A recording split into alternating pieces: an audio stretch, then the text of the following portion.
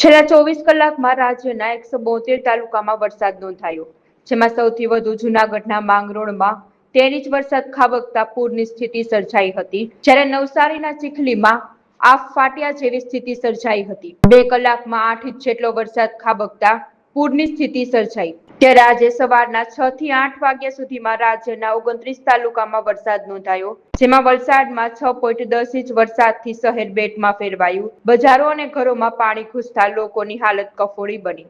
આજે પણ 19 જિલ્લામાં ભારેથી અતિભારે વરસાદની આગાહી કરવામાં આવી છે। 5 જિલ્લામાં રેડ અને 7 જિલ્લામાં ઓરેન્જ એલર્ટ જાહેર કરાયું। રાજ્ય પર એક સાથે 5 સિસ્ટમ સક્રિય થતા ભારેથી અતિભારે વરસાદની શક્યતા કરવામાં આવી। હવામાન વિભાગના મતે આગામી 2-3 દિવસમાં ચોમાસું આગળ વધશે। રાજ્યમાં જૂનાગઢ સહિતના જિલ્લાઓમાં વાવણી લાયક વરસાદ થતા ખેડૂતોમાં ખુશીનો માહોલ જોવા મળ્યો।